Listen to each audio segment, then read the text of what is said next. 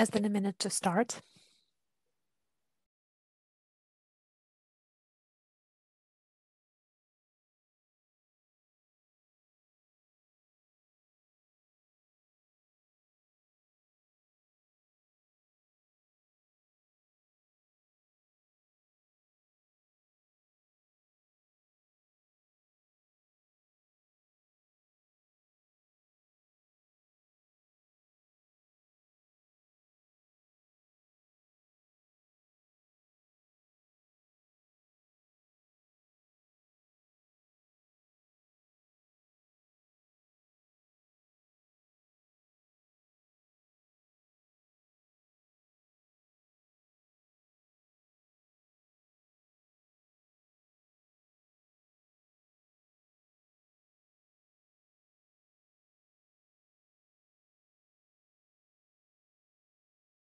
Hello, ladies and gentlemen. We're pleased to welcome you here today. The Ukrainian gas storage in 2020 on the way from being an addition to the Ukrainian gas and transport system to becoming an independent operator of the gas and transport market of Europe. This is the topic that we have chosen for our today's discussion. It seems that today is October and it's really early for us to make the conclusions of the year, but the gas sphere lives under different plans and schedules. Currently, we know that the pumping season is ending up, the injection season is ending up, and we already can speak of whether this year will be successful for Ukrainian gas storages or no.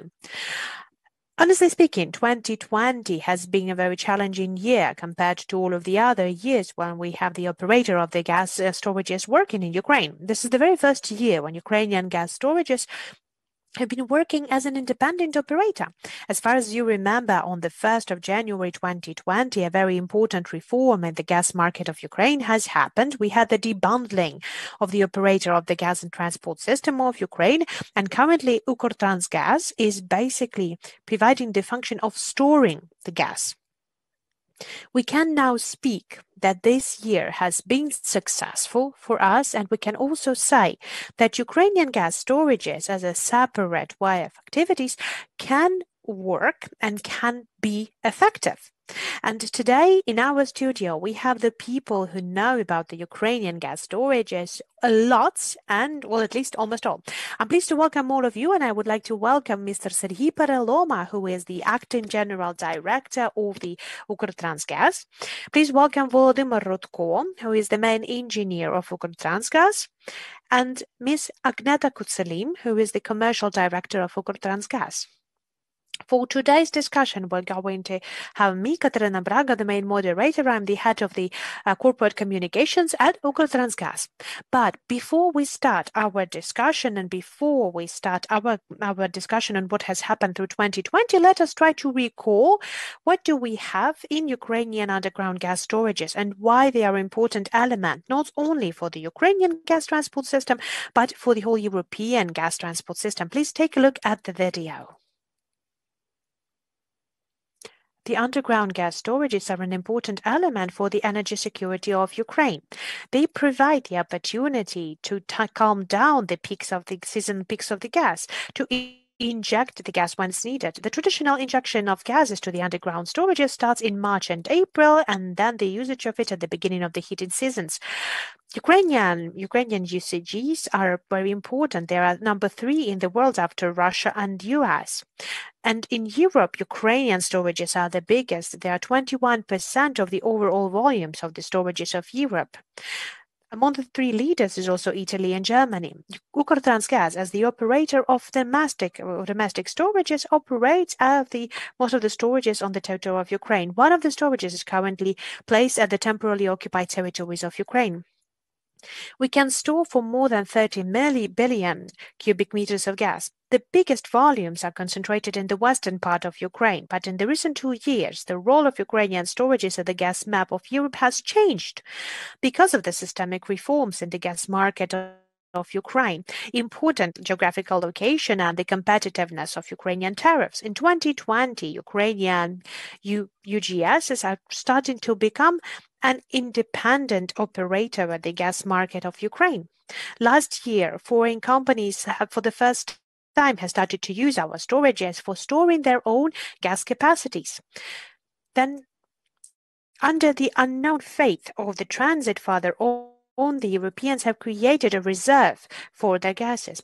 And the season fluctuation of the prices for gas have also increased the interest of the foreign investors to the Ukrainian gas storage systems. Right now, we're storing around 10 billion cubic meters of gas. Up till October 2020, we're storing more than 28 billion cubic meter of gas in Ukrainian storages, which is the highest indicator in the recent 10 years. The operators of the gas storages of Ukraine has made everything in our efforts in order to apply all of the certifications, and additional capacities of our UGSs have been used by the foreign clients. So the very first year of independent work of the operator of the gas storages after the unbundling of our activities has promised to become successful.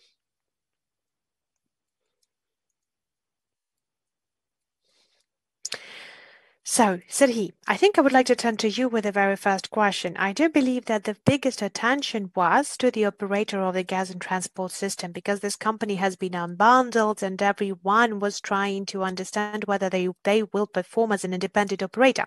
What has been happening in Ukrtransgaz at this point? Good day. First of all, I would like to thank everyone who has joined our today's event, and I would like to try to cover all of the questions that you will have today.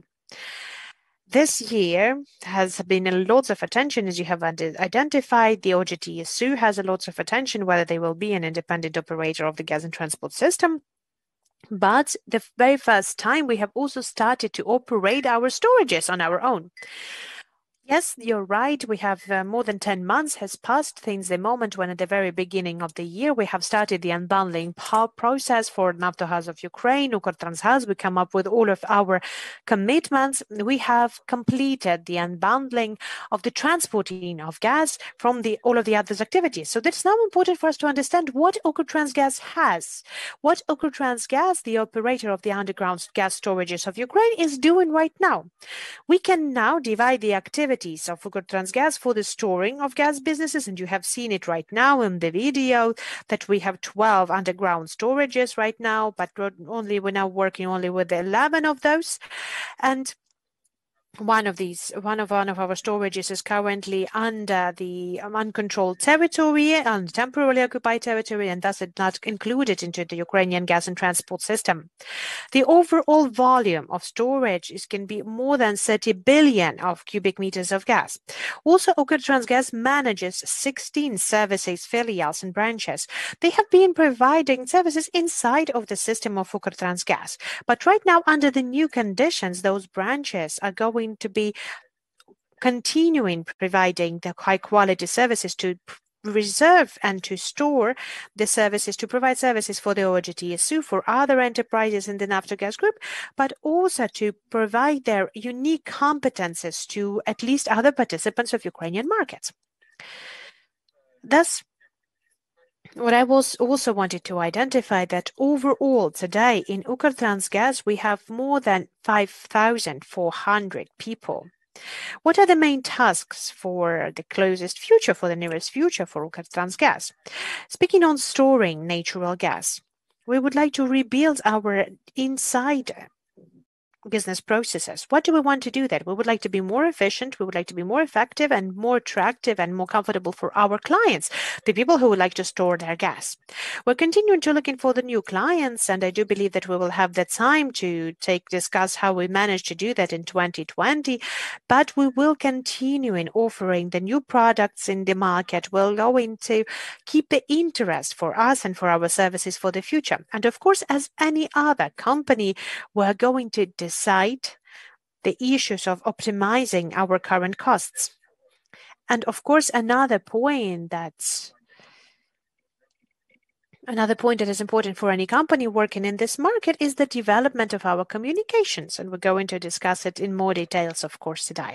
Speaking in our branches, as I've already has said, historically it happened that they've been working only for the inside needs of the systems of the Ukrtransgaz.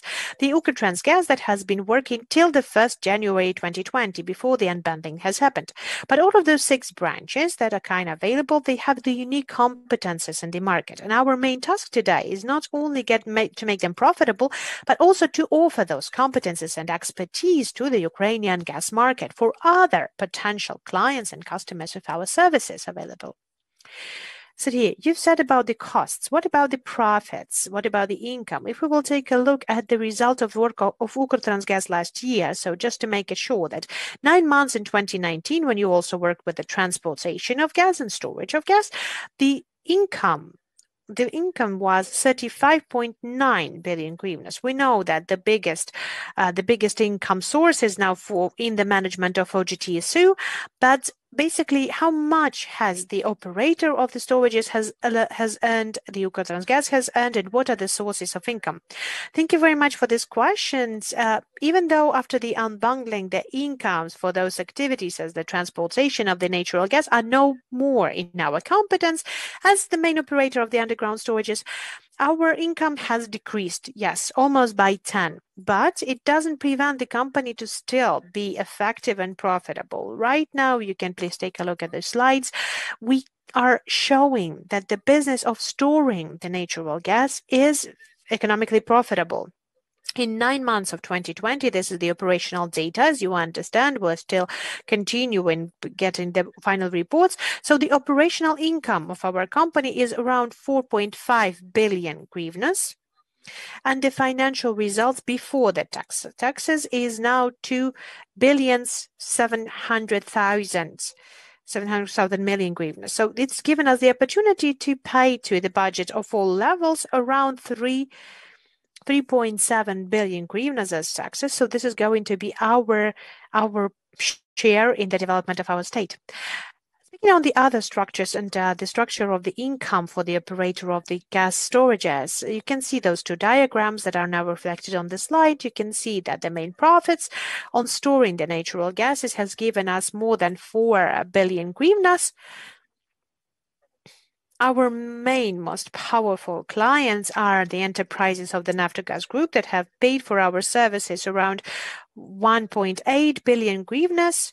The residential companies of Ukraine, and very important number for us that this year has appeared, and basically I think we will later on discuss it in more details. This is the profits that we have achieved for the non-residential companies of Ukraine, the component non-residents.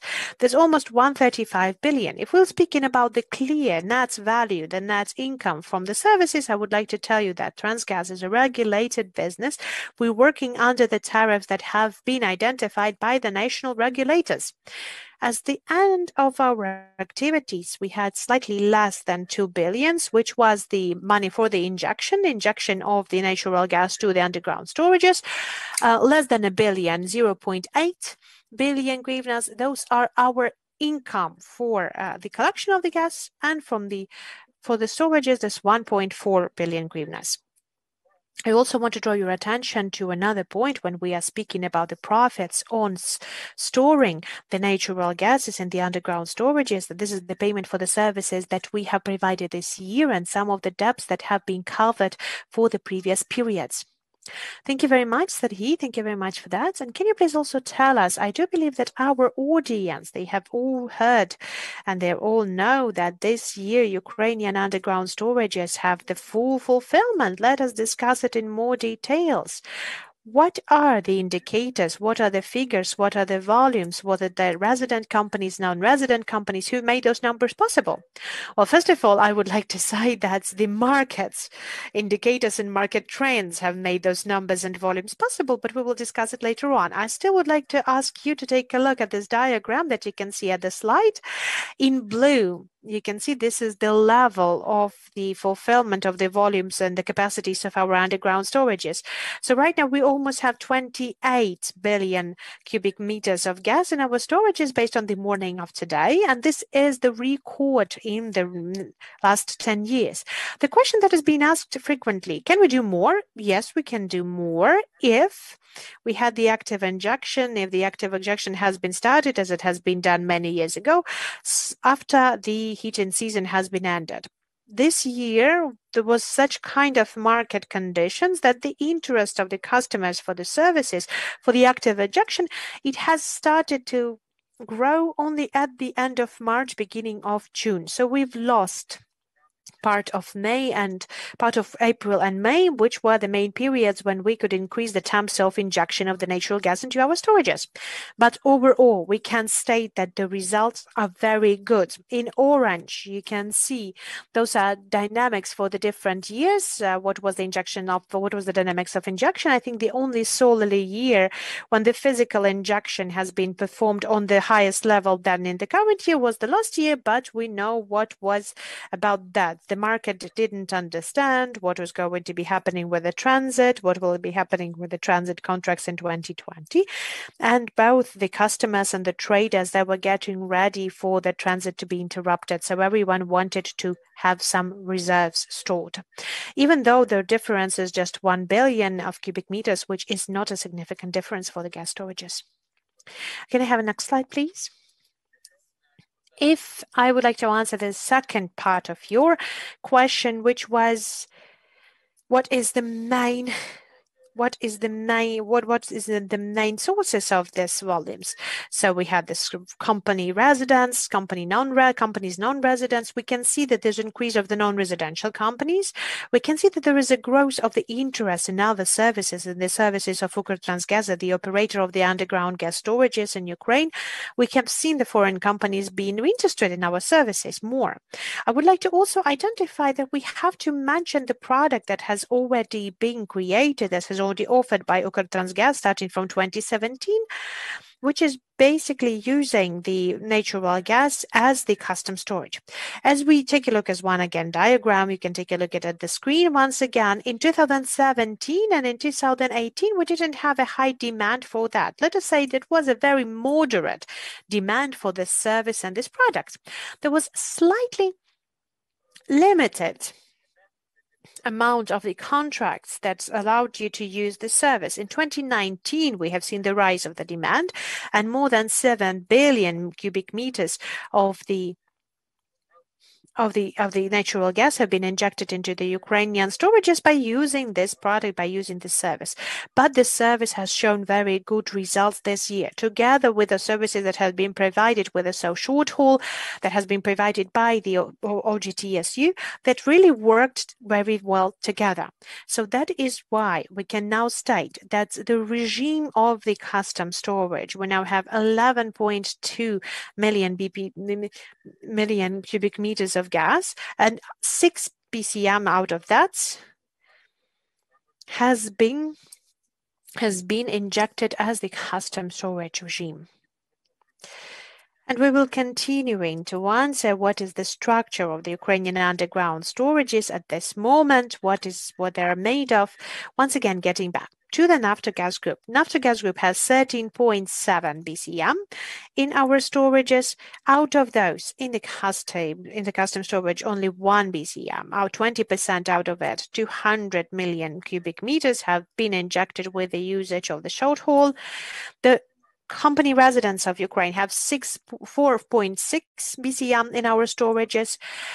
In this not a very popular regime for the short haul regime and for the custom services, they only have 200 million cubic meters of gas. But if we take a look at the overall share of the companies that are non-residents in Ukraine, then you can see that they overall responsible for 10 BCM of natural gas in Ukrainian storages in the regime of the custom storage. 6 of those has been injected with the usage of the short haul service. Okay, so Sari, can you please tell us about also the market factors? What has really been significant for this kind of success for the operator of the storages? Were you lucky or no? Honestly speaking, both of it. And I would like to say that, I can't say that the market has not been very favorable to us. That will be a lie. And I do believe that everyone who participates in this event, they're following the main events on the market, and they will also agree to those main factors. We all know that last year, no one was sure about what is going to happen with transit in Ukraine, whether we will have the transit from Russia to European countries through the territory of Ukraine. That was an open question till the final day of last year of 2019. And with the help of the professional work of the Naftogaz Group, and because of our professional employees, and because of the work of the representatives of the Ukrainian state, the contract has been preserved. But the members of the market, the actors of the market, they were ready for the transit to be interrupted. So there was a lot of gas that has been injected to the underground storages that have been injected there at the end of 2019. We also can say that the last spring has been quite warm, so the usage of the natural gas throughout the heating season was lower than it has been forecasted, and is lower than the numbers that we have getting prepared to. After that, every one of us remember the significant decrease of the prices for the natural gas and the serious decrease of the demand. If we speak about the demand for the natural gas, then we also should mention the COVID-19 pandemic that has had a significant say into this demand flow. So yes, there has been many different market trends that helped us to become effective this year. But from our parts, we have also made a lot of efforts with our own power, with our own strengths, in order to become much more attractive to our clients. When we're speaking about attractiveness, we not only mean the commercial part of it, we try to become loyal, faithful, and clear and understandable for our clients. These are the main factors, and this is the main factors that have to be considered by any kind of operators of the gas and transport system in order to become viable. So these are a lot of things that have been done by our team, and if I would like to evaluate it, I would like to start with the unbundling that has happened at the beginning of this year. I am sure that the unbundling that has been done in Ukraine has also improved the trust and confidence from our partners. From our side, we're building our commercial functions. We have offered the new products for our customers. We're continuing doing that. We have a very interesting plans for the future, but let us have it in its own time. We also have additional products for the custom storage and the short haul that we already have, and I do believe that we should not undermine this trend as well. And speaking on the work of Ukrtransgaz again, I would like to mention that we're now currently moving in two very important directions. First of all, the digitalization of all of those processes. What do we mean by that? We would like to collaborate with our clients, with our customers who would like to order the storage of natural gas. We would like to make our communication very clear and very easy. So we would like to take down the old practices that in order to make any kind of transaction, you have to perform a lot of papers, you have to stamp that, you have to have the clear signature on that, and you have to fulfill all of the other additional forms. We are trying to follow the overall development of the digital transactions being performed, and I do believe that this also covers the interest of our clients. And we are also trying to become a clear and transparent organization for our clients. We're using the best practices on transparency and collaboration with our clients. We're actively collaborating on compliance.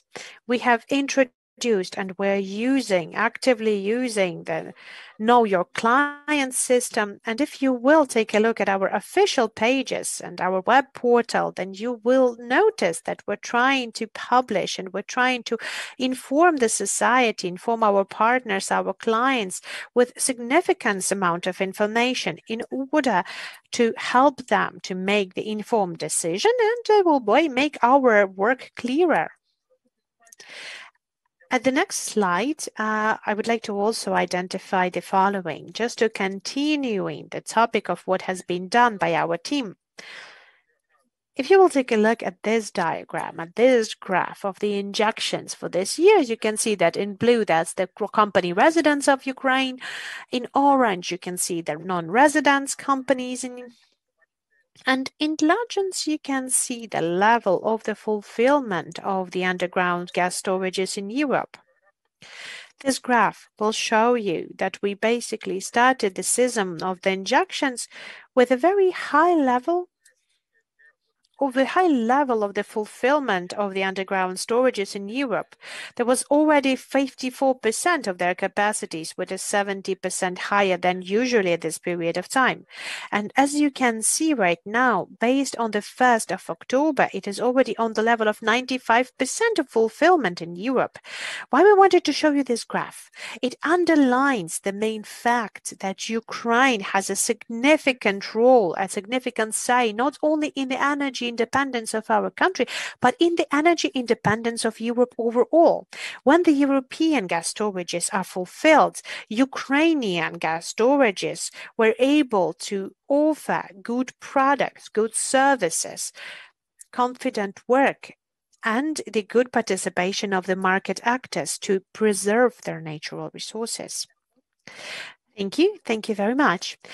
Having that said, we have some information that we also would like to share. And when we're speaking of the competitiveness, and when we're speaking that Ukrainian market has become a certain, let us say, terra incognita for European customers, and on the other hand, we were quite attractive for them, and we were able to show to offer the competitive conditions. If you compare how much does it cost to store your gas in Ukraine and how much does it cost to store your gas in our neighboring countries, what will be the difference? The next slide will answer this question. I'm not going to read out this number, these figures. This is basically very boring, and you can see that on your own. Just two comments that I would like to give upon that. First of all, if we will compare the tariffs on storing the gas in Ukrainian underground storages, then even if we will consider the tariffs on the additional transportation services, they are still attractive for the customers and for the market participants. The prices, as you can see from those figures, we have made this benchmark and comparisons, and we have made the comparisons with Poland, Slovakia, Romania, and Hungary, and you can see that the Ukrainian underground storages, they are able to offer you interesting services with interesting tariffs. And as well, I know that there's a lot of discussion currently happening on how the tariffs should be built, how the tariffs should be on the actions, whether there's going to be the tariff that is currently exists in Ukraine. But right now, what do we have? We have a fixed flat rate, and we don't have the action on the delivery of the volumes, which is and the capacities. It's a very interesting discussion. But right now, when we have the flat rate and the flat fee, it's a very good for our clients because they can calculate their operational activities, then can forecast their plans, knowing the conditions that are easily predictable, and you're not going to be dependent on the market trends and the results of the possible auctions. Thank you, Serhi. Well, for quite a lot of time, we have been discussing the issue of the foreign clients that we have seen this year. They have been using actively the services of Ukrainian gas storages. But let us take a look. What were the countries that have now came to us and to store their gas with us? Take a look at the video, please. Storing the gas in Ukrainian underground storages is now growing bigger in the recent 2 years. At the very beginning of 2019, the foreigners only stored 47,000 cubic meters of gas. Right now, October 2020, this figure is already 10 billion cubic meters. USA, Great Britain, France, and currently we have more than 21 countries storing their gas in Ukrainian storages. In the last half a year at the gas injection season 2020, the overall number of Ukrainian underground storages clients has grown by 50% from the foreign countries. What are the secrets of this success? The key reasons are the conditions of the markets and the low prices on gas. That's all has made international traders to look for new capacities for storing their gases. But also an important argument was the reforms of the gas market of Ukraine. For example, finalization of the unbundling of the Ukrainian gas transport system. After that, our gas market has become much more attractive for our Western partners. Ukraine has offered the international partners with the very competitive advantages for storing their gases, and the process has been organized according to the European and international standards.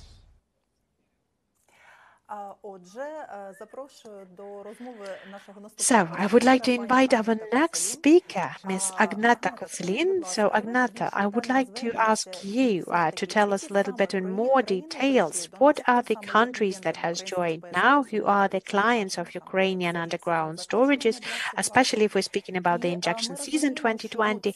We understand that the price is an important thing and it's very good we have a low prices, but in order to have the clients coming, we have to also introduce the new products to the market. So who are our clients and what do we offer them? Thank you. Thank you very much. So let us pay our attention who we have as the clients for the operator of the gas storages. You can see at this slide we have more than 790 clients. 79 of those are the non-residents company. I can underline that 21 countries has now been working with our operators of the gas storages. So the non-residential companies from Ukraine, they have concluded the agreements for the storing of gas with Ukrtransgaz, and now they have the opportunity to use our services. I also would like to outline our important agreement campaign that has been concluded by Ukrtransgaz from May to August. This is the period when we have seen that has been the growing demand and growing interest towards the storages in Ukraine, and a lot of new agreements have been concluded at this moment to have this access in the customs reserves. I would like to ask you to get to the next slide and to take a look about what are the services and the products that are currently offered by the operators of the gas storages. You can see we have the injection storage and collection that has been provided according to the framework agreement that we have.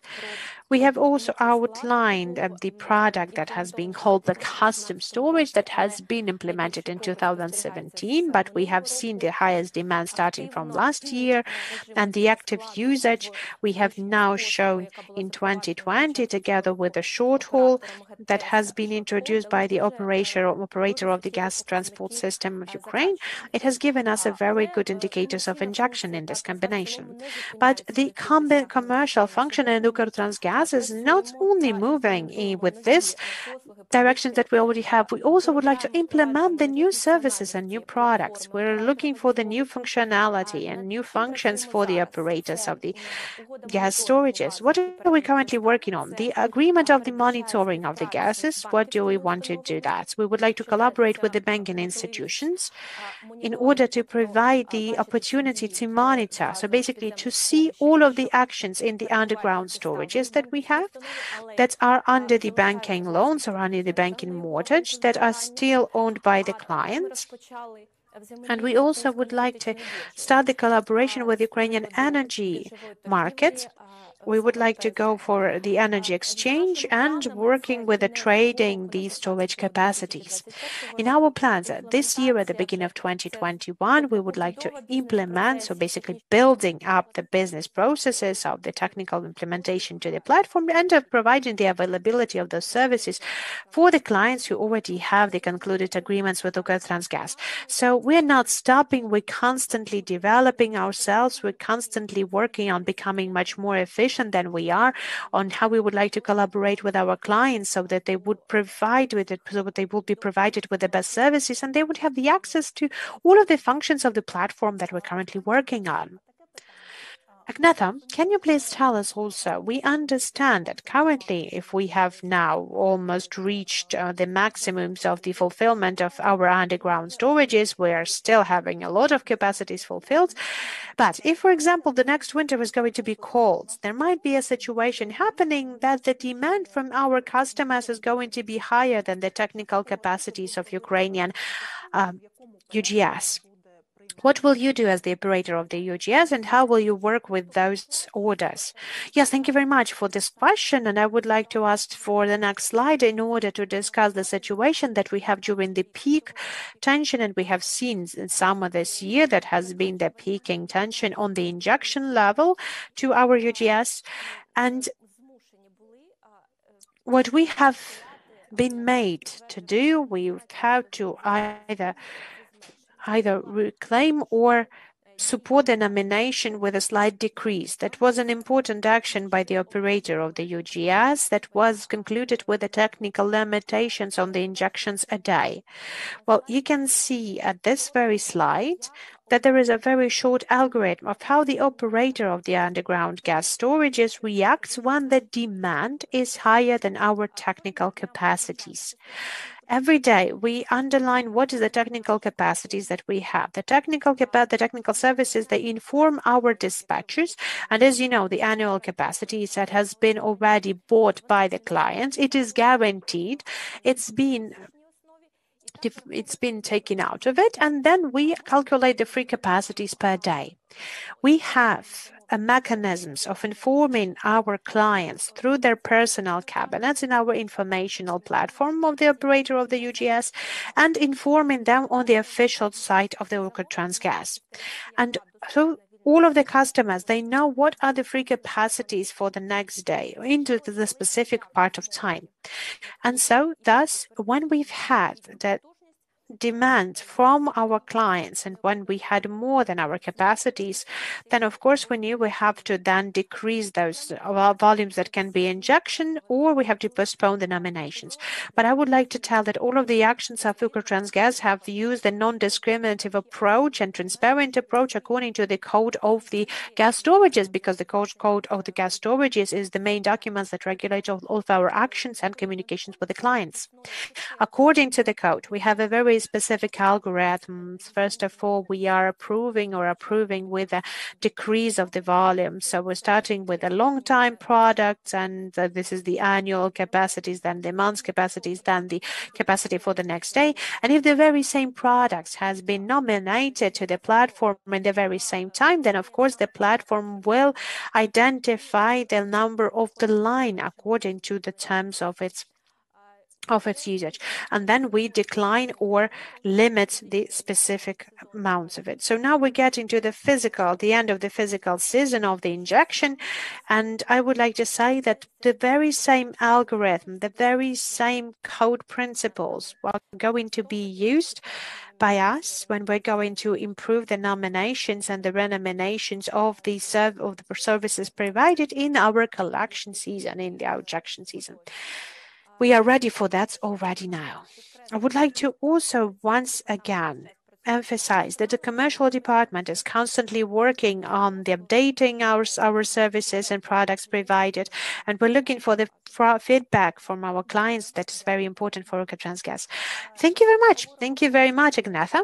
And if we're speaking about the work of UGS, then of course everything that we have discussed previously is very important, but there is the basis, there is the foundation that will take down all of our efforts. Then you have to have a lot of troubleshooting in place. You have to modernize the objects of your infrastructure in order to provide the confident storage of gas. And right now we have Volodymyr Rudko, the main engineer of Ukrtransgaz. Volodymyr, can you please tell us what the company plans in the nearest future in order to modernize the systems of the gas storages of Ukraine? Thank you very much. Thank you very much.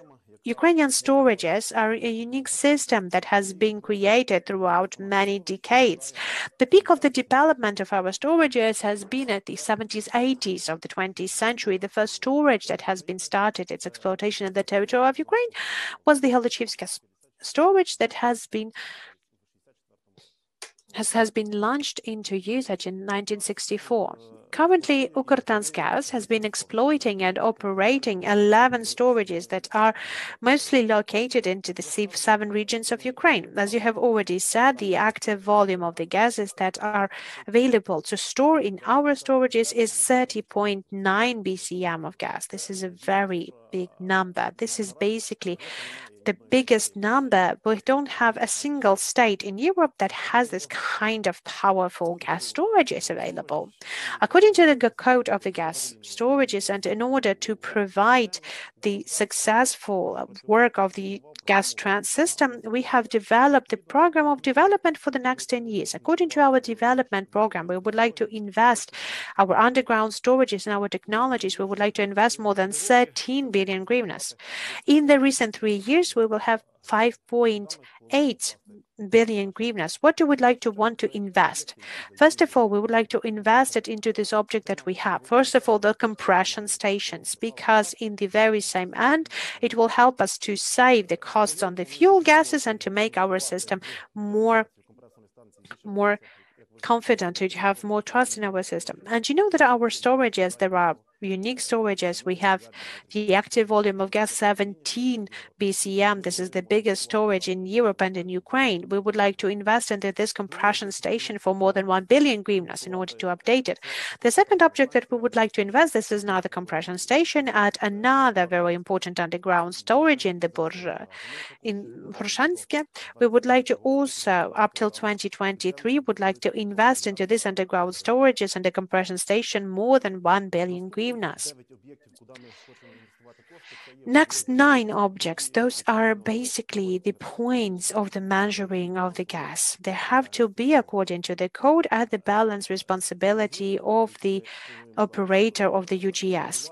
Those points, meter points that we would like to build up right now, they will be all equipped with the meters that will help us to follow the quality characteristics of the natural gas online.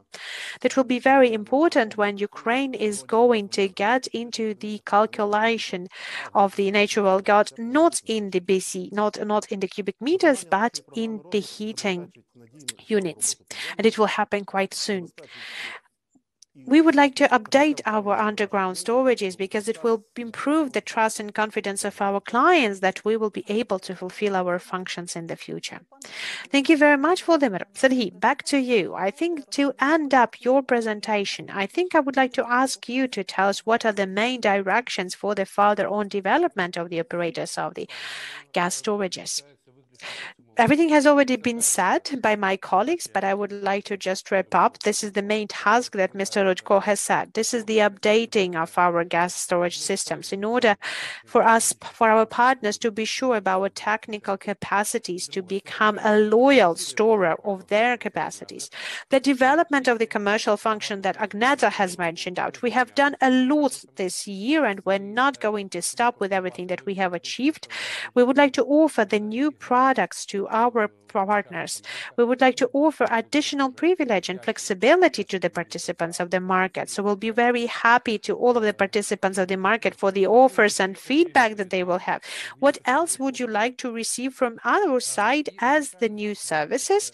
And of course, our main further on task is to build up independent operator of the UGCs as according to the European templates. So this is basically the combinations of many factors, but the results will speak for itself. Thank you, Sergei. Thank you, Agneta. Thank you, Volodymyr. Today we have a discussion, not only the presentation, and that is why we already have the journalists joining us, the journalists from Ukrainian and international media, so you can already start to write us your questions. We'll be able to have some of the journalists in person, but you can write your questions in the chat box as well. But before we turn to the Q&A session, I would like to invite a special guest, the special guest that we've had in our virtual studio. A lot of people are asking us, who are your clients? And, we cannot answer those questions most of the times. We cannot mention the companies, and we cannot speak about the commercial conditions that we currently have between our customers and the operators of the underground storages of Ukraine. But today we're going to have a little bit of the unveiling of the secret, and we would like to invite the Vital company, the company that is one of 5 biggest gas traders in the European Union, and the headquarters is based in Rotterdam in the Netherlands, and this company has been working with Transgaz for a certain time. And I do hope that we will be able to see the representative on the screen right now. No? Okay, not sure. Not sure. Can we have it? Oh no, there's a technical problems, I guess. Okay, I guess then I think that we will be able to meet our colleagues as soon as possible, but let us get then now to the Q&A session, and I would like to invite Anna Borisova from the London Bloomberg Agency branch. Dear colleagues, Anna.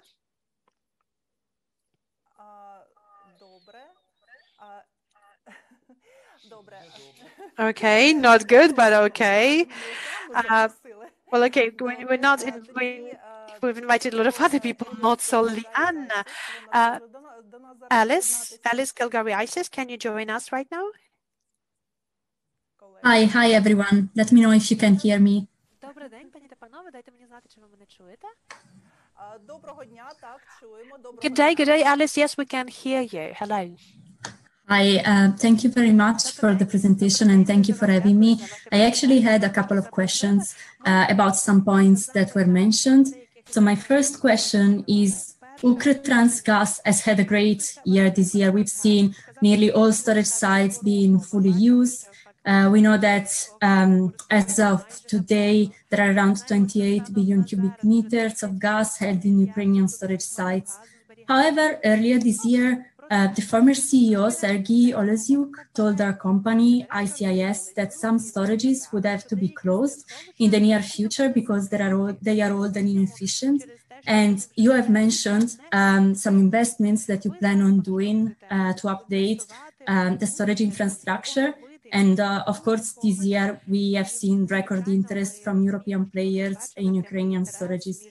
So my question is, are you still considering closing down some facilities? And if so, what sort of capacity is expected to be closed?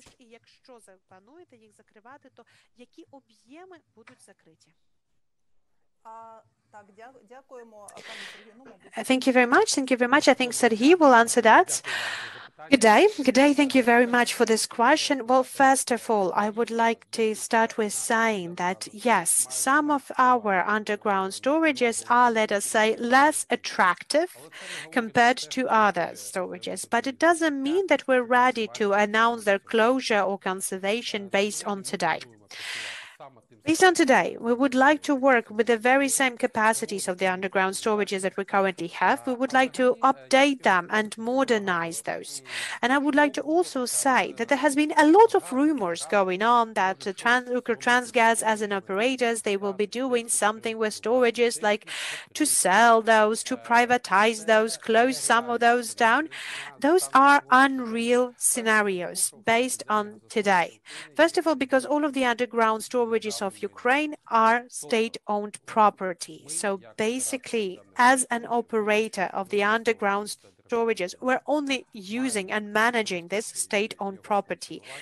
We need to provide its functional usage and its preservation.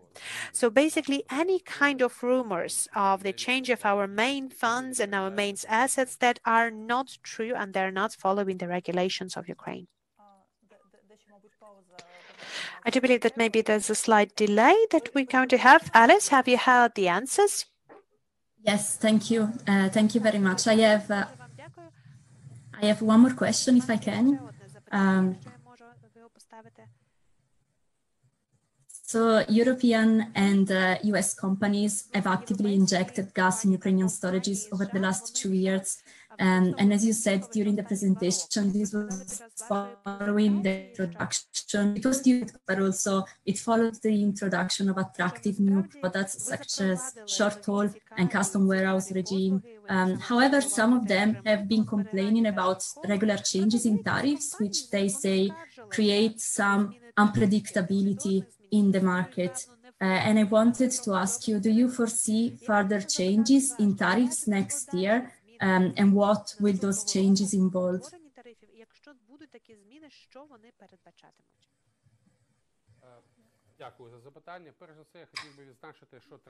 Thank you very much for the question. First of all, I would like to inform you that we do not set the tariffs. It's not in our competences. We are only the regulational businesses and we are following the regulator that puts on the tariffs. But you have seen in practice that our regulator considers the needs, our needs as an operator, and it also considers the needs of the players in this market. If you will come back to the presentation that we've had, our comparison presentation, when how much will it cost you to store your gas in Ukrainian storages, even with all of the additional costs on the transportation of the natural gases, that is still a very attractive price for the traders, for the customers of our services from all over the world. And I'm absolutely sure that we're going to have the same approach in the future from the side of the regulator.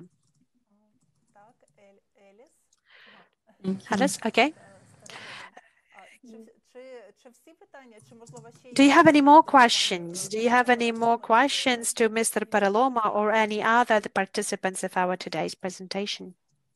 Just as a follow-up on whether you think that the regulator will soon bring a new tariff calculation methodology at all, and if so, when and what the formula could involve.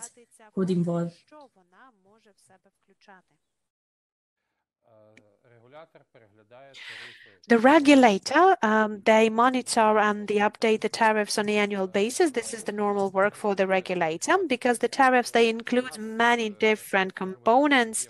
And, you know, we have some factors, certain factors that are changing. So starting from the rate of our national currency to the other currencies, there are some certain dependencies of the investment programs that have been declared for us as Ukrtransgaz by our main shareholders according to all of the other legislative conditions, like, for example, the minimum level of the salaries that has been put on in the budget of Ukraine on the legislative level. And then you have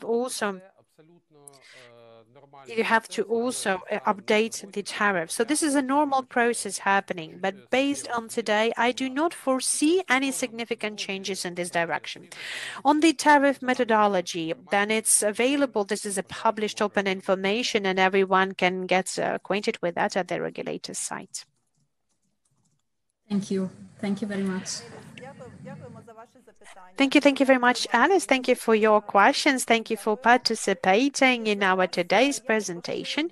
And I would like to now invite Oleksiy Savitsky, the correspondent from the ICTV television station. Oleksiy, can you hear us? Yes, I can hear you. Can you hear me? So, okay, like the technology is not on our side today. Can you hear me? Can you hear me? Okay. Good. The VTOL company has written us, has given us a sign that they will join us slightly later. Okay, then, Agneta, can we get back then to your presentation and maybe cover a couple of the questions from my side on communication, maybe slightly more. You have said that in the nearest times, Ukrtransgaz will offer its clients the monitoring of the gas for the mortgage gas. Whether this opportunity, whether this service is going to be introduced for the very first time, or whether you've had it already and we're only updating it slightly. Well, if we're speaking on any kind of like historical perspective, on the historical data, according to the data that I have, we had some tryouts to provide the service on the overall volume of the gas that has now been stored in the underground vaults. But with the new market, with the new code, with the new access to the capacities, the new framework agreement of the storage, this service has not been presupposed by that, because according to the agreement, we have a standard amount of services provided, but we have some certain applications from our customers, from the banking services we're working with, that really worked to collaborate with Ukrtransgaz. They were asking whether we are able to introduce some certain services in order to see the gas that is mortgaged or lended by the banks, whether it can be then taken away from the customer if it's now being stored in the underground storages. And our team, Ukrtransgaz team, has analyzed these demands from the markets and from the banks. We're currently working on the agreement agreement on providing this gas monitoring. We have already had a WebEx conference with the banks that were the most interested in this service provision, and we are on the final stage, I do believe, at making the draft of this agreement, and we are on the final stages of the technical implementations of that in order to provide the opportunity for the platform to block those capacities that are under mortgage, to provide additional options to our customers to follow those volumes that are being mortgaged. So what's going to be important about this service? That Ukrtransgaz, as an operator of the gas storages, will be responsible so that the gas that is under mortgage cannot be taken away without the agreement of the bank or before all of the commitments in the agreement will be fulfilled. This is the new product. I do believe we will then announce it at a separate press release at our site. We will launch this product as soon as possible. Currently, we are under the discussion with banks and with our own clients. So this is also an insider process where to complete the work. Okay, so we have the question from the chat box. My colleagues have sent it to us. So, question number 1. Whether Ukrtransgaz plans to integrate itself into the electricity market, because the compression station can also provide the balancing services. This is Oleg Zagnitko's question, said he. A very short answer. Right now, we do not plan to enter the electricity market because maybe that the legislative regulations of the markets on the balancing capacities in electricity markets is not yet ready. Is not yet finished. It's really hard for us to calculate the business model and for us to understand how interesting the businesses can be. So as soon as we have the legislation in place for these issues, we will consider this question. What will be the answer? It will not yet for us easy to say. Okay, the next question from our colleagues from the chat box. The question is by Dmytro Bunetsky from Delo UA. Can you please tell us what is the overall amount of the volume of gases that we currently have in vaults can be used by Ukraine, by the residential sector, by the industry in case of the cold winter? An interesting question because we can use just as much as volume to be needed. We know that our capacities are enough right now. We're ready for the heating seasons. We're ready to fulfill the demand of all of the uses that we have. But in order for me to say what will be consumption this winter, it is impossible right now, because you know very well that in order to answer this question, well, first of all, we have to understand the weather conditions. When we'll have the winter, when the heating season will start, when the heating season will end, for how long we will have the cold periods, for example, when we'll have the temperature less than 10 or 15 degrees for, I don't know, couple of weeks in a row. So it's really hard for us to calculate the consumption level. So how much will the enterprises of the heating infrastructure will collect? This is an open question. I don't know how they will going to be working, what are they planning, what fuels they're going to use for their heating seasons. We know when we have the market fluctuations, and well, depending on the technical capacities, then some of the heating stations can use coal or additional fuels. Before we do not know their plans right now, so it's really hard for me to answer your question. The question is not for me either. Unfortunately, I think that the Ministry of Energy, as the main body that is responsible for building the policies in this sphere, they can provide you a more precise information. But I do believe that, and as I remember, this is the 7th heating season when I'm working in the system of Naftogaz of Ukraine. And, out of those 7, we never had this volumes of the storages of gas in our vaults. So this gives us the opportunity to be very brave about the winter. Okay, thank you. So, dear colleagues, I think that I know that I have a lot of very active colleagues from the chat, so I'm sorry if I will just mix up who is the author of the question. So I will read out this question from the audience. Another question from Alla Yeremenko from Energobusiness to Mr. Pereloma and to Mr. Ruchko. We'll be really grateful if you will be much more precise about the investment program of the UGS. When, what, how much will it cost?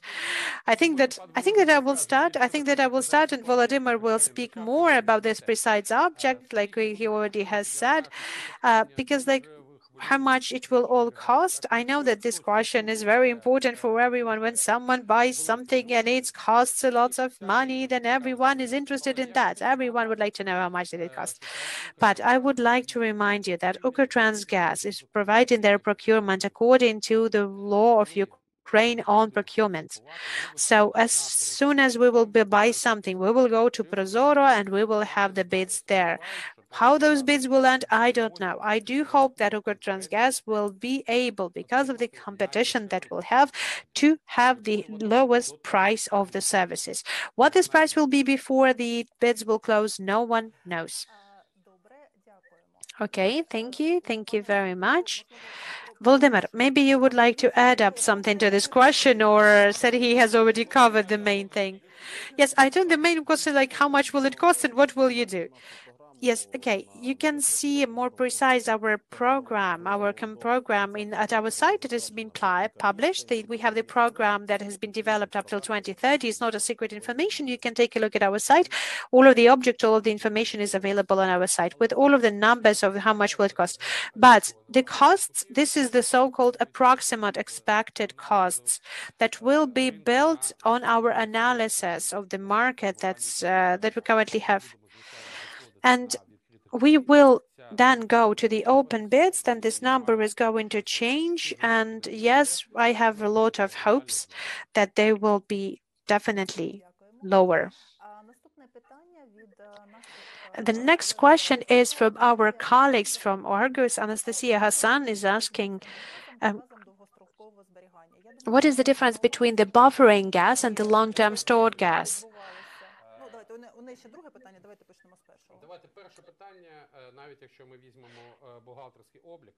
And even if we take a look at the audit, let us answer with the first question. The buffering gas is, first of all, there's the gas that is the main equity. So this is the gas that our storage system cannot function. It is owned by the state as well as the UGS and is being, first of all, audited as the main equities of the UGS. When we are speaking of the long-term preservation and long-term storage gas, this is the customer's gas, which is our main commodity. That's not our equity. It is owned by the clients. But as an operator of the PSG, we have the written support that we are not going to collect it in the recent years for our own needs. Okay, thank you. Just a second. A question from Anastasia Hassan. So why did you come up with a decision not to use Oleshivske and Krasnokhopivske UGS? Yes, we're not using them in this injection system. Oleshivka and Krasnokhopivska underground storages, underground vaults. One of the reasons we're not using it because, first of all, the cost of the storage of gas in those underground vaults is going to be significantly different than the costs of the storage under the other storages. We have more than 700 million cubic meter of gas as the capacity of those storages, but it didn't influence the work of the system overall. Okay, thank you, Volodymyr. Thank you very much. Another try to get Oleksiy Savitsky from the ICTV. Oleksiy, good day. Can you please have your question to our speakers? Good day, everyone. Can you hear me right now? I'm sorry for this technical delay. Yes, we can hear you. Okay, I would like to get back to the topic of this rare course for the UGS. We quite understand because of objective and the subjective reasons this year you've managed to have the maximum of the fulfillment of the vaults. But what is going to happening at the next season? What is going to happening in 2021, 2022? Do you have some markets forecasts of whether Ukrainian storages will be popular for the next years? Well, maybe we will not have as last winter, for example, a lot of things will be injected because of the uncertainness of the Ukrainian and Russian negotiation process. So whether they're going to be used all the time in around 10 BCM by Europeans and foreigners in the recent years, do you have any forecasts for the next years to come? Thank you. Thank you very much for your question. First of all, I would like to identify that we are already living under the market conditions. Whether there will be demand or no, the market will show. On the forecasts, yes, I have expectation that yes, I cannot forecast it for many years in front of us. Even this year, with the fall down of the gas prices, has shown a very strong volatility on the gas market that has been very positive for us, for the demand of the storages for us. But for the future, for the nearest future, yes, I do believe that is going to be popular. The Ukrainian storages will be popular. Why? Because I see at least three trends for that. First of all, Ukrainian actors, Ukrainian players will continue in injection natural gas in order to provide the needs for Ukrainian customers for the next heating season. This is an every year annual story. The next thing, as far as I understand, a lot of traders, okay, not a lot of traders, but a certain amount of traders that are currently have certain amounts of the gas in the underground storages, they would like to also sell it later on this year or next year, the longest. So this is their expectations on their prices with the natural gas. And we understand that the traders are going to keep their gas up till the moment they can, up till the moment that they would like to hold that back in order to sell it for the best price in the future. So I have heard it from many times in the market that there are some certain plans on providing the long-term reservation. And another point that we also discussed already, this is the overall commercial attractiveness. And we have seen this dynamic in Ukrainian storages. You have seen that we already have seen whether we have some certain plans of the significant change of the tariffs. We do not have it in the today. So I do believe that if we consider those three trends and the three main points, that we can speak that at least in the short-term perspective, we will have the demand for Ukrainian storages in place, and I hope that we will see the positive dynamics next season as well. Thank you very much. And if I also may, another question, very interesting to know, like where we have the LNG gas, the American gas, for example, because Ukrainian UGS, they have been very perspective for storing the LNG gas that would come to us from the terminals from Poland. In your opinion, how fast this perspective can be implemented and whether physically it is possible to store this gas? Physically, this gas cannot get to our underground storages. As soon as it gets to the Baltic countries, to Poland, there is a decompression and it is being injected into European gas and transport system. So it becomes the usual, basically it becomes the natural gas. So if our clients will carry it, if they will uncargo that, if they will get it to the European GTS, and they will have this opportunity and desire to store it in the Ukrainian storages, of course they will have it. Answering the question when we will have our own LNG terminal, I do believe that that's not a question to Ukrtransgaz as an operator of the storage system. You know that there are certain problems on the tanker deliveries through Bosphorus. Can I comment upon that? Yes, I know that will have that will also have additional work with those gases, but the question is also as well, like, should it be from Europe or should it be like economical sense to have it like a virtual reverse and to then replace this with Russian gas? Okay, so once again, if we are speaking about the LNG gas, as soon as it gets to Europe, as soon as it gets to the European gas transport system, then they can be used to all of the products that is offered by the operators of Ukrainian GTS and the operators of the UGS. So basically, there are no certain differences between the working with the decompressed LNG gas and natural gas. It will be used the very same regulations. It will be used with the very same products and approaches as any other natural gas product. Thank you.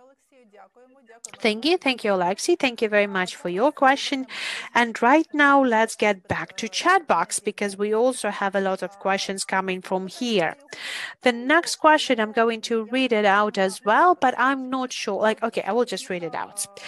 This is the question from Dmitry Bunetsky, who has asked for the preparations of the heating seasons and the work of the Ukrainian UGS systems. So, trying to clarify this question, how much has Ukraine consumed for the heating season in the past? Oh, we should take a look at the numbers.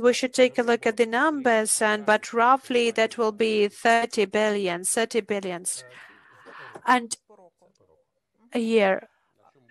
And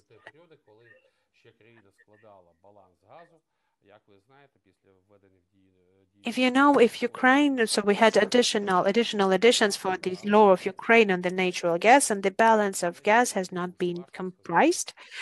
And so it's really hard for me to say then what kind of consumption levels we had at certain categories. Okay, thank you very much. Another question from Alla Yeremenko. Once again, a question to you, said he. The operators, the OGTSU and the operator of the UGS has now signed up an agreement for creating a unified platform that can be a gas hub. So when it will be possible and whether the truth or no, I don't know. Maybe Ala knows something much more than I do, like with the donor-based development. Well, I will try to find information on that, and I will answer you personally. Yes, but at this moment, I can't answer this question or comment upon that with certainty. Okay, I guess then the next question will be addressed to Volodymyr. Maybe that will give us a little bit explanations. Victoria Dovhal from Arbus is asking us, can you please tell us more about the buffering gas, about its functionality, and what is the overall level that has to be kept in the underground storages? So again, I think you will help me with that. So what I have already said, the buffering gas, the main equities, the main assets that we have. This is the natural gas that has to be built in the underground storages in order to provide the needed pressure so that the underground storage system could work. But if there is like a lower level than the passport capacities, then yes, there's going to be lower pressure in the system that has been created. So yes, the amount and the volumes of the buffering gas, that only what is going to be the overall regime for the pressure in the underground walls. The commodity gas that we currently have will go into collect from the underground storages, but it will just take longer time if we have the lower amounts of the buffering gases. If is this the right answer? I hope. Yes, let us hope that is the right answer for the journalists. Okay, thank you. And the next question I think will be to Agnetha, because whether you plan to use the auctioning approach to the dissemination of the services for the Ukrainian UGS because of the high demand in 2020. So I can Arhus Media, Anastasia Hassan.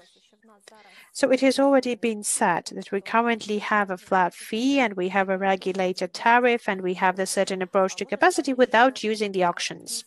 I would like to add up on that after the unbundling, the Ukrtransgaz team has started to study the experiences of the foreign operators of the underground storages.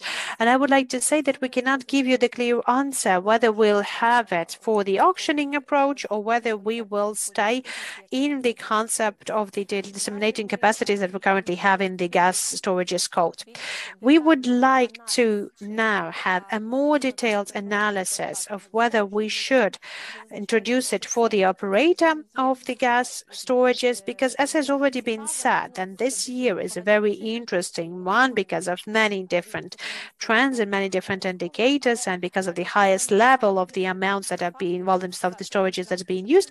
But we have to maximize all of the factors in order for us to know whether we will use the auctioning capacities or no. So currently this issue is being studied, and it's not only the changes for the code are needed in order to launch the auctioning approach in Ukraine. It's not going to take months or two. We know that there's a significant significantly long path that we have to go through in order to get the amendments to the code and provide it to the regulator. We will need at least 3 months to do that, to provide this amendments into the code of the usage of the gas storages. And you have to be technically ready to use the platform and develop your own platform, or to procure the platform, procure any other software to work with that. So this question is under discussion. So I can once again inform our customers that for the following year of the storage, that will be working under those certain conditions that are currently being identified under the agreement and under the code. And the auctioning, the dissemination of the capacity is not going to introduced for the next year. Okay, thank you. And once again, so this is a question in couple of parts, and I understand that Agnetha, this is the question is going to be more to Serhii, but it's going to be slightly hard because it isn't written. Dmytro Bonetsky from Delo UA, once again, that he would like to continue with his question, and it's made of a couple of parts. So I will just try to read it out. If the gas has been contracted, we cannot take that away. So we cannot use this gas in the system. Okay, and the continuation of this question. So this is a very important issue. So I would like to once again emphasize it. How much gas we can use for the heating period and how much gas is contracted. And based on the data of the previous heating periods, what is the amount of gas that we can be used? You know, I'm trying to get to understand this question, like who has contracted the volumes of gas and why we cannot collect the contracted gases. If it has been contracted, if it's been bought, so basically that there are some plans for the certain provision of the Ukrainian customers because of those contracts.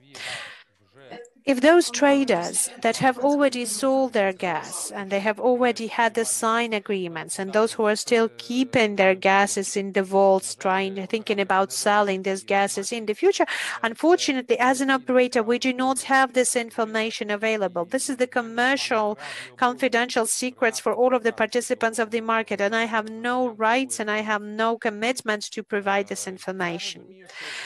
And I understand that what you're interested in whether we will have enough natural gas for the sustainable heating season in Ukraine.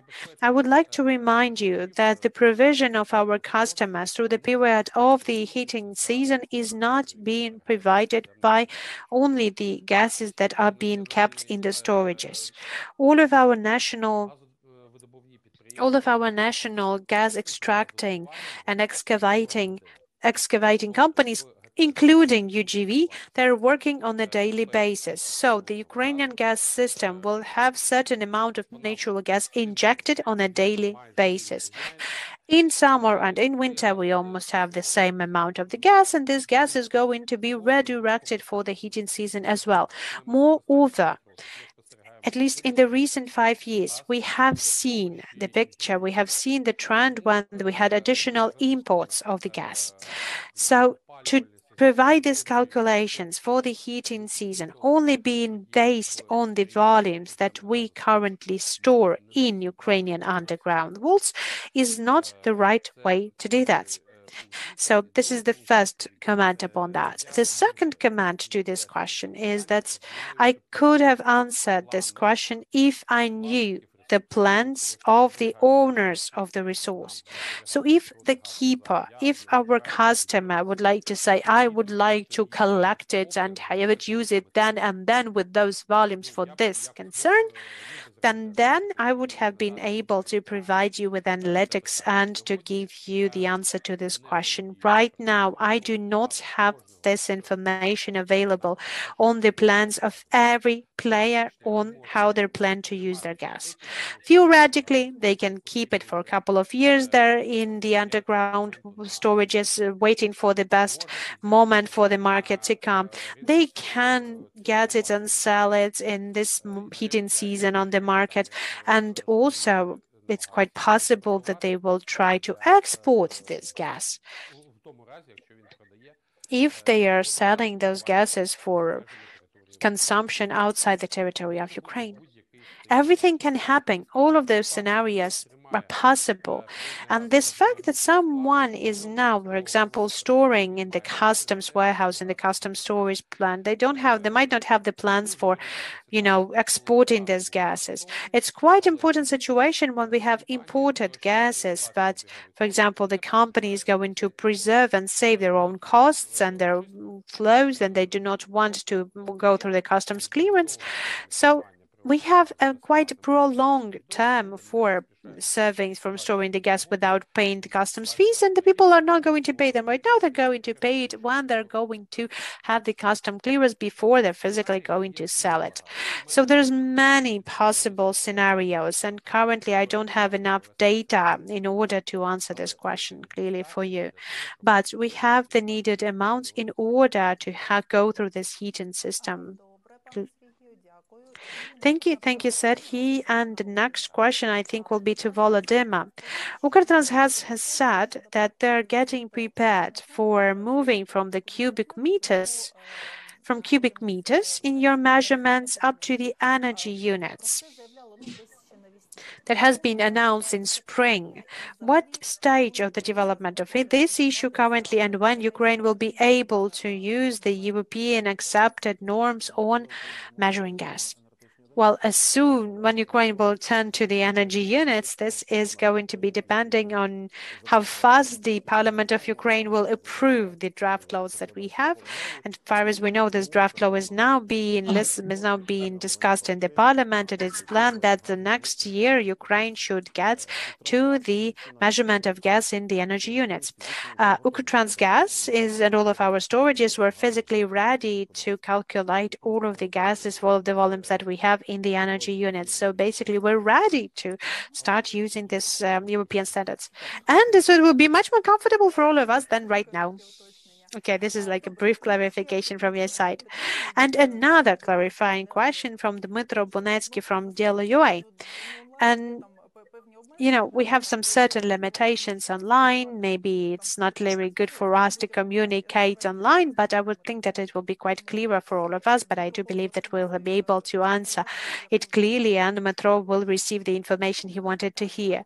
So I am troubled by the issue on whether we will not be able to collect once again the gas on the cheaper price in order not to be drawn to arbitrage. Yes, now I get the question and what you're thinking of. I think that you have a very good memory, and I haven't been working in the system of Naftogaz at those times, but I've really listened to history and I've learned the history as well. The situation, as far as I remember, that was 2008.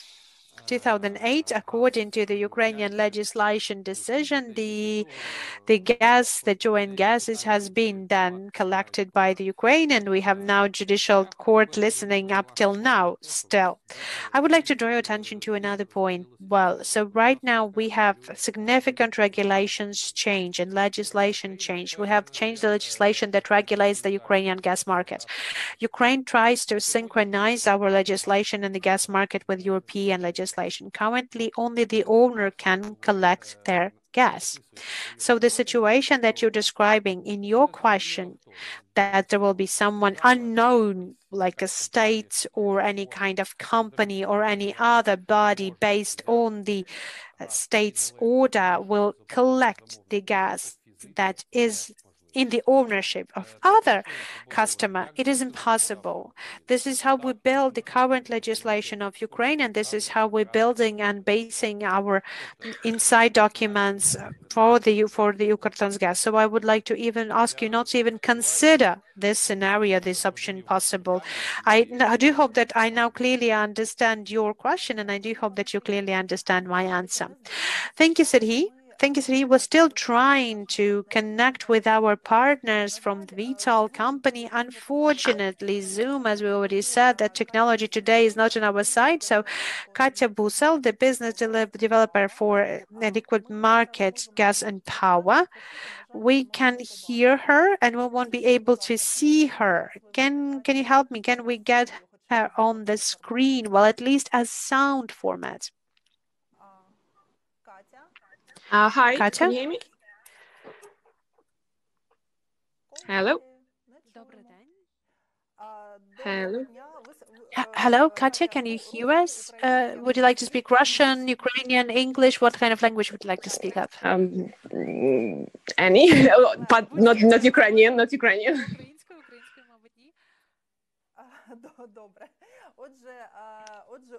Okay, so maybe we'll go with Ukrainian. No. Okay, how much time have you been already working with Ukrtransgaz as an operator of the underground gas storages in Ukraine? So we've been working since 2017. I believe that was the first time that we've signed a contract.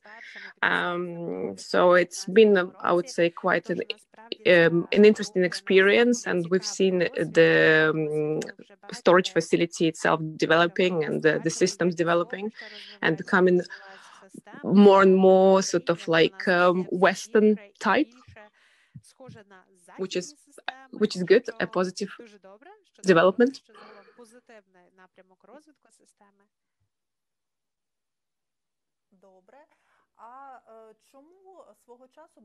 Okay, so can you please tell us why have you made up this decision to store your gas and your assets in Ukraine?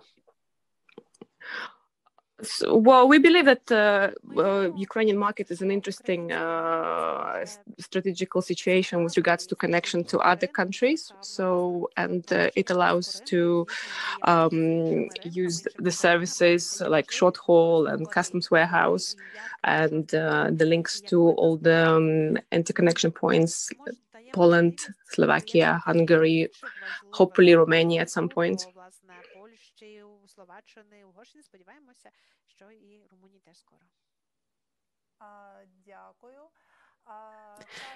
Thank you very much. And Katya, can you please also tell us that today, throughout our presentation, we have discussed the position of the non-resident companies, and we have also discussed that their volumes has changed significantly in 2019 and 2020. Speaking on your point of view, what was the differences between the injection system 2019, injection season 2019 and injection season 2020?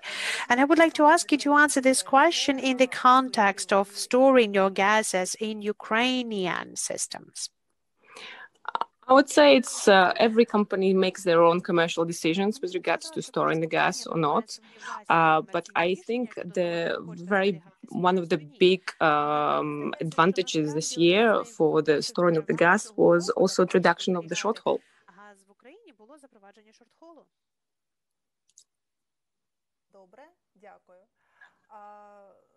Thank you very much. Thank you very much. Thank you very much, Katya. Thank you very much for your participation. It's too bad we weren't able to see you, but we really appreciate your participation. We really appreciate you as a customer, as a partner, and we do hope that 2020 will not be the last year of our collaboration. Thank you very much.